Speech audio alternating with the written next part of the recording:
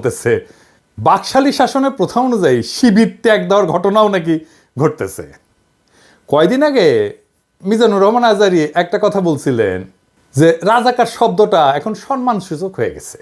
শুনেন। আমার নবীকে গালি দিত গণক, জাদুকর, এরপর গালি দিত পাগল, নির্বংশ বলে, আর আমাদেরকে গালি দেয় মৌলবাদী বলে, আমাদেরকে গালি দেয় রাজাকার বলে। রাজাকার শব্দটা তো এখন একটা অ্যাওয়ার্ড হয়ে গেছে, অ্যাওয়ার্ড। শেখ হাসিনার শাসনে আমরা তো জানি শিবির পরিচয় দেওয়ার উপায় ছিল না। শিবির ত্যাগ দেয়া, হত্যা, গুমের, মারধরের ঘটনা তো অগণিত। আবরারকে তো এইভাবেই মারা হয়েছে, তাই না? ফলে গোপন তো করতেই হইতো, উপায় তো ছিল না। হাসিনাকে হটানোর পরে বহু বছরের বার্তা ভেঙে গেছে। তাই অনুমান করি যে শিবির বা এক শিবিররা গর্ব নিয়ে নিজেদের পরিচয় দিতেছে যে রাজাকারের মতোই একটা সম্মানের ব্যাপার হয়ে উঠছে শিবির হওয়াটা। নিজের যে পরিচয় আপনার সামনে আনতে চান, সেই নামে আপনাকে ডাকার ঘটনাকে ট্যাগ বলা কঠিন। তবে এটাও ঠিক যে দেশে এখনো বহু সাংস্কৃতিক এবং রাজনৈতিক পরিসর আছে যেখানে শিবির পরিচয়, জামাতের পরিচয়ে সমস্যা হয়।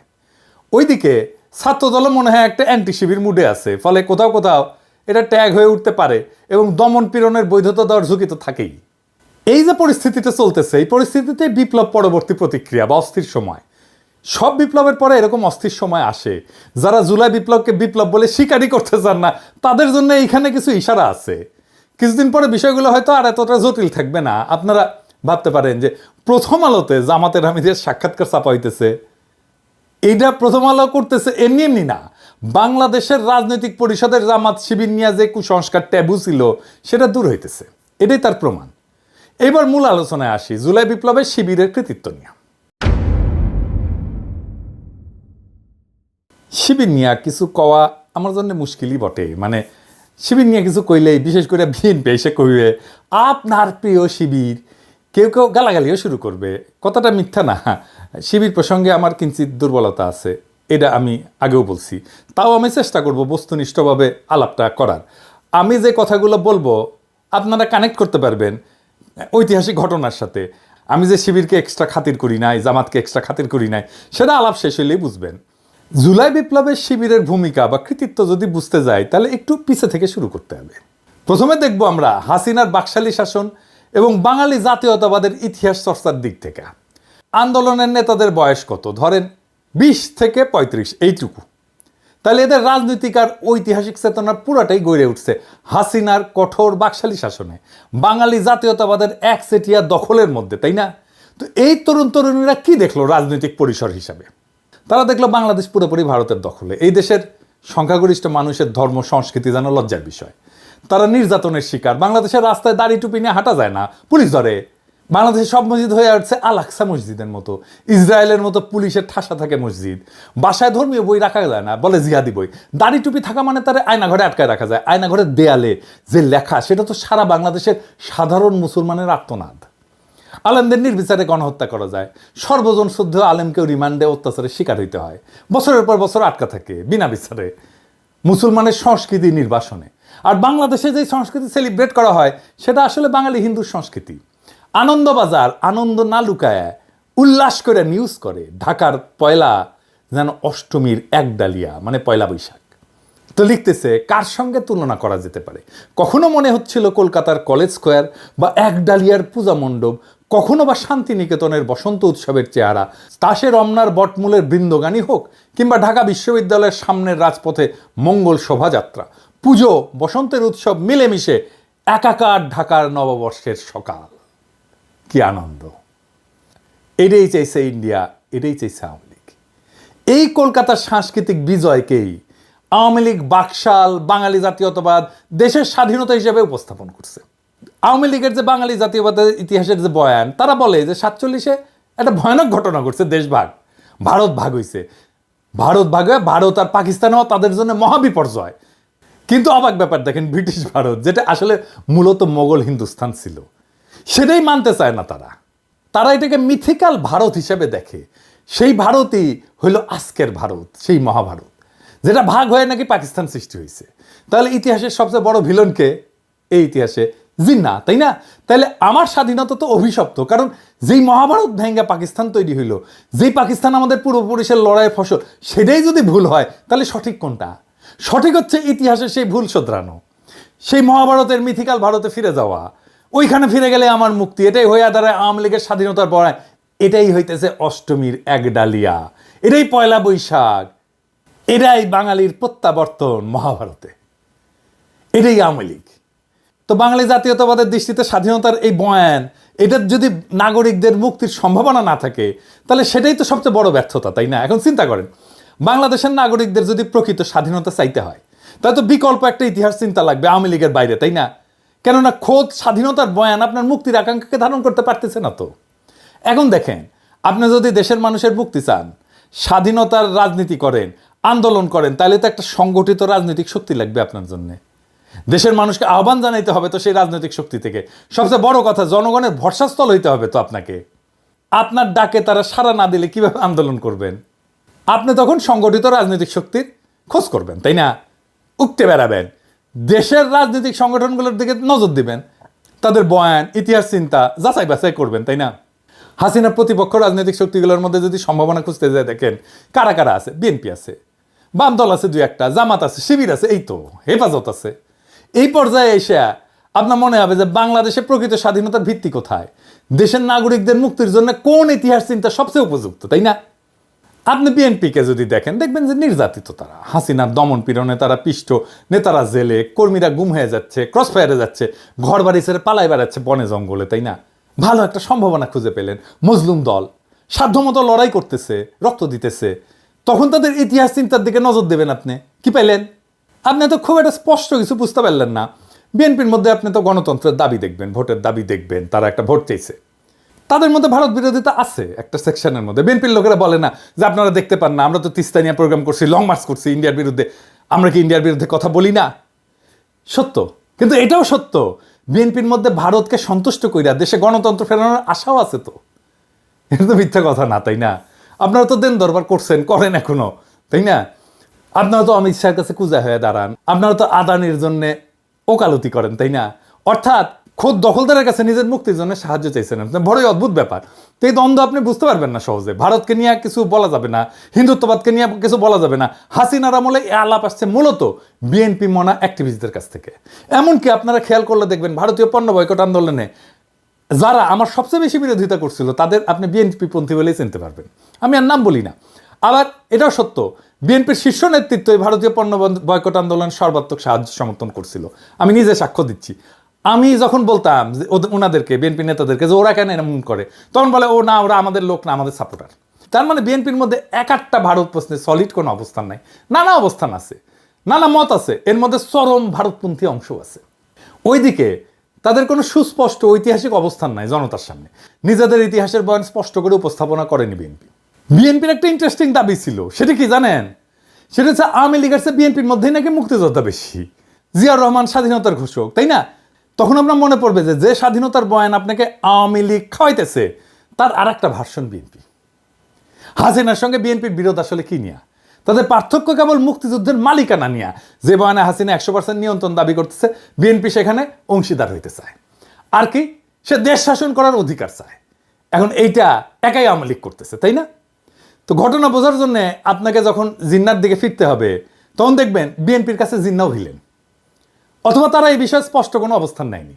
বাঙালি জাতীয়তাবাদের ইতিহাস চিন্তা থেকে বাড়ায় আসতে না পারার কারণেই বিএনপি বুঝতে পারে না যে পাকিস্তান ইতিহাসের একটা অপরিহার্য ঘটনা। এটা কেবল ব্রিটিশ ভারতের স্বাধীনতা ছিল না, বরং মুসলমানদের জন্য একটা নিরাপদ রাষ্ট্র তৈরির প্রয়োজনীয়তা ছিল। শুধু মুসলমান না, ভারতের সংখ্যালঘুদের জন্য নিরাপদ রাষ্ট্র তৈরির প্রয়োজনীয়তাও ছিল। জিন্না তো ভারতের সংখ্যালঘুদের নেতা, হ্যাঁ ঠিক, মুসলমানদের নেতা না, সংখ্যালঘুর নেতা, হিন্দু দলিতের নেতাও ছিল জিন্না।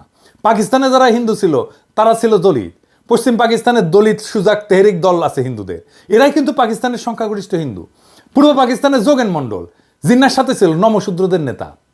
যোগেন মণ্ডল থাকতে পারেনি পরে, সেটা ভিন্ন আলাপ, আমি ওই আলাপে আর না যাই। মানে ধরেন যোগেন মণ্ডল পাকিস্তানে থাকতে পারেনি, তো বাঙালিরাও তো পাকিস্তানে থাকতে পারেনি ভাই, আমরাও তো থাকতে পারিনি, তাই না? সেই আলাপটা অন্য আলাপ।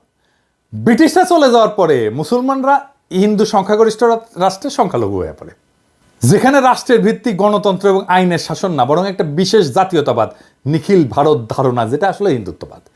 এই সংখ্যালঘুকে বাঁচাইতে জিন্না পাকিস্তানের ধারণা নিয়ে লড়াই করছে। না হলে আজকে ভারত যদি অখণ্ড থাকতো, ভাবতে পারেন এই পুরা ভারতীয় মুসলমান এবং দলিতেরা কি দুর্বিষহ জীবন পাইতো মোদির ভারতে, কি হইতো সেটা এখনই দেখতে পারতেছেন। তখন আপনি বুঝবেন জিন্নাহ আসলে ইতিহাসের একজন ভিশনারি নেতা ছিল, ইতিহাসের একজন মহানায়ক ছিল।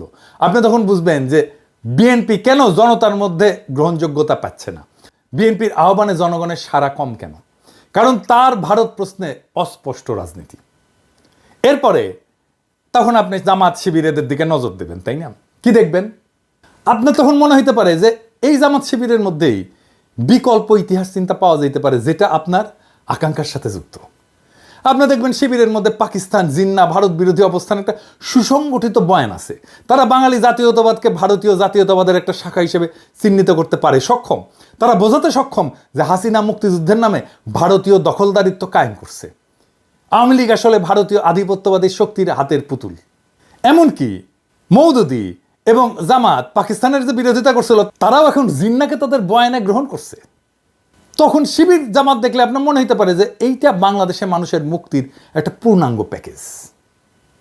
ইতিহাস বোধ আছে, ধর্ম আছে, ইতিহাস চিন্তা ঠিকঠাক আছে, ভারতকে সঠিকভাবে চিহ্নিত করা হয়েছে, বাঙালি জাতীয়তাবাদকে ভারতীয় জাতীয়তাবাদের শাখা হিসেবে চেনানো হয়েছে। আপনি যখন এই বিকল্প ইতিহাস চিন্তার সামনে এসে দাঁড়াবেন জামাত শিবিরের, তখন দেখবেন যে বিএনপি কেন জনগণের আস্থা পাচ্ছে না। কিন্তু আপনি যদি আরো গভীরে যান তাহলে দেখবেন যে জামাত শিবিরের ডাকেও জনগণ সাড়া দিচ্ছে না। কেন? এটা কি কেবল হাসিনার দমন পীড়নের কারণে, নাকি আরো কোনো কারণ আছে? আসেন সেটা একটু বুঝে দেখি। জামাত শিবির প্রসঙ্গে একটাই অস্বস্তি বাংলাদেশের মানুষের মনে, সেটা হইতেছে জামাত শিবির কেন 1971 নিয়ে স্পষ্ট কোনো আলাপ করে না। তাদের বক্তব্য 1971 পুরাপুরি ভারতীয় ষড়যন্ত্র, কিছু গাদ্দার বাঙালির সহযোগিতায় ভারত দেশটাকে ছিনাই নিছে। আপনার মধ্যে অস্বস্তি তৈরি হবে, কারণ আপনি তো মানুষের বেদনা, চোখের পানি, রক্ত চেনেন, আপনি তো ইতিহাস দেখছেন। মুক্তিযুদ্ধ তো খুব দূরের ঘটনা না, এগুলো তো অস্বীকার করতে পারবেন না। আপনার তখন মনে হবে একদম নিরপেক্ষভাবে দেখলে 1971 ঘটনা কেবল ষড়যন্ত্র, দুর্ঘটনা না, এটি ইতিহাসের একটা গভীর বাস্তবতা, যেখানে লাখো মানুষের রক্ত ঝরছে। মুক্তিযুদ্ধের বয়ানে যতই দুর্বলতা থাকুক, ভারতের যতই উস্কানি থাকুক, যতই ষড়যন্ত্র থাকুক, স্বাধীন বাংলাদেশ তো আমরা চাইছিলাম। লড়াই করছে আমাদের মানুষ, রক্ত দিচ্ছে। জামাত আর শিবির যেই বয়ানি আনুক না কেন, তারা যেই প্রশ্নের উত্তর দিতে পারবে না, এখনো পারেনি, সেটা হচ্ছে 25শে মার্চ তো একটা জেনোসাইড হয়েছিল, গণহত্যা হয়েছিল, তাই না? আপনারা তার প্রতিবাদ তো করেন নাই। রাজনীতিতে জেনোসাইড একটা decisive moment, very decisive moment. আপনাকে এই সময় ভিকটিমের পক্ষ নিতে হবে। ওই মোমেন্টে পক্ষ নিতে না পারাটা রাজনৈতিক ব্যর্থতা। এই যে এক্স শিবির ধারণা, এইটা হইতেছে শিবিরের সেই অংশ যারা শিবিরের হিস্ট্রিগ্রাফি, ইতিহাসবোধ, হিস্ট্রিসিজমকে ওন করে, আবার 1971 25শে মার্চের রাইট ডিসিশন নিতে না পারাটাকেও ডিজওন করে। আপনি যখন এমন একটা নতুন ইতিহাস চিন্তায়, নতুন হিস্ট্রিগ্রাফিতে পদার্পণ করেন, যা একদিকে ভারতীয় আধিপত্যবাদকে প্রত্যাখ্যান করবে, অন্যদিকে 1971 বাস্তবতাকেও অস্বীকার করবে না, তাইলে আগামীর বাংলাদেশে সেই রাজনীতি কিভাবে তৈরি হবে? বাংলাদেশের স্বাধীনতাকে পোস্ট কলোনিয়াল রাষ্ট্র হিসেবে দেখতে হবে, যেখানে ভারত বা পাকিস্তানের কোনো প্রভাব নাই, বরং এটা একটা স্বতন্ত্র জাতিরাষ্ট্র, যেখানে জনগণের স্বার্থই মুখ্য, জনগণই এই রিপাবলিকের মালিক, তারাই তার ইতিহাসবোধের কর্তা। আপনি তখন দেখবেন বাংলাদেশ ভারতের মতো একটা আগ্রাসনবাদী, সাম্রাজ্যবাদী, আধিপত্যবাদী রাষ্ট্র না, আবার পাকিস্তানের মতো একটা ধর্মভিত্তিক রাষ্ট্রও না। এটা সত্যিকার অর্থে একটা আধুনিক পোস্ট কলোনিয়াল রাষ্ট্র, যেখানে নাগরিকদের সমান অধিকার নিশ্চিত করা দরকার। আপনার এই নতুন ইতিহাস ভাবনা আপনাকে ওই সাবেক এক্সিবিট বানায় দেবে, আর এইখান থেকেই শুরু হবে নতুন রাজনৈতিক আন্দোলন, যা ভারত বা পাকিস্তানের ছায়ারায় বাংলাদেশের জনগণের প্রকৃত মুক্তি নিশ্চিত করবে।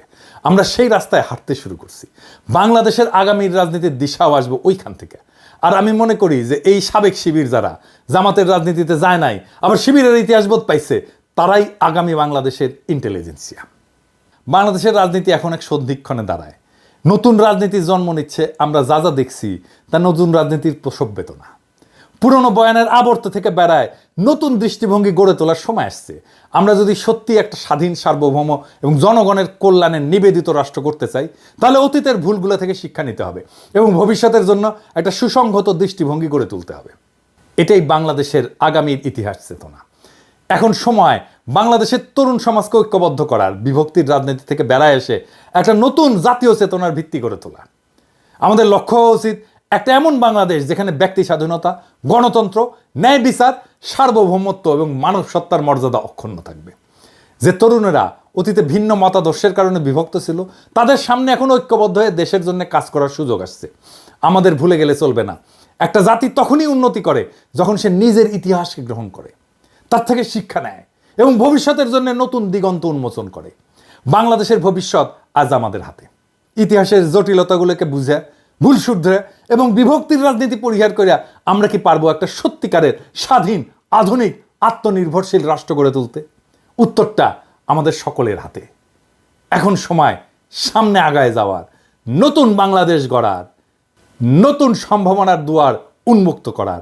আসেন সেই কাজে আমরা হাত লাগাই, বিপ্লবের প্রেরণা থেকে শক্তি নিয়ে সামনে আগায় যাই। ইনকিলাব জিন্দাবাদ।